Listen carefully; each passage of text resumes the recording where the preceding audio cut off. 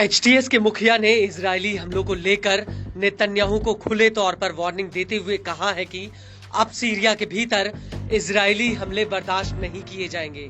Jolani ने एक पत्रकार के सवाल का जवाब देते हुए कहा कि हिजबुल्लाह और ईरान की वजह से इजरायली सेना सीरिया के भीतर हमले कर रही थी, लेकिन अब वो दोनों ही सीरिया से जा चुके हैं। ऐसे में इजराइल के पास सीरिया पर हमला करने की कोई वजह नहीं बचती। लेकिन इसके बावजूद इजराइल लगातार सीरिया में अलग अलग जगहों पर हमले कर रहा है।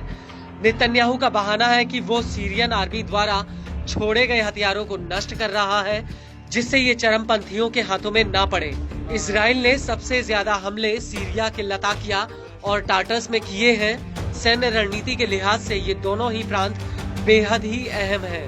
आईडीएफ ने अपने हमले में टाटस को पूरी तरह से बर्बाद कर दिया है, लेकिन इतना सब कुछ होने के बावजूद इजराइल अभी भी नहीं रुका, बल्कि अब उसने टाटस पर इतना बड़ा हमला किया है जो एकदम परमाणु हमले के जैसा है।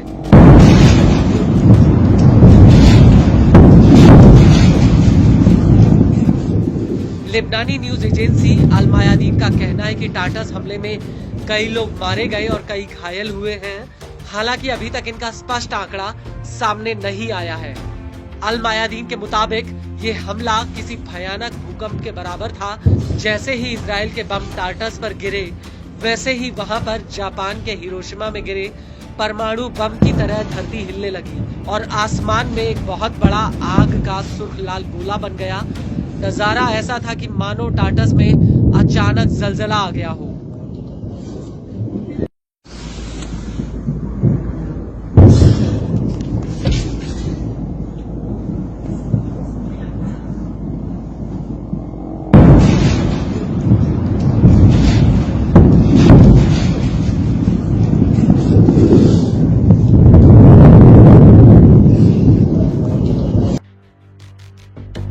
वही अल मायादीन का कहना है कि इजराइल ने पश्चिमी सीरिया में कई सैन्य अड्डों पर एक साथ हमला किया। Syrian observatory for human rights का कहना है कि इजरायली जेट्स ने एयर डिफेंस और जमीन से जमीन पर वार करने वाली मिसाइलों के सैन्य बेसों पर हमला किया और ये हमला तकरीबन रिक्टर स्केल पर 3.0 की तीव्रता वाले भूकंप के बराबर था।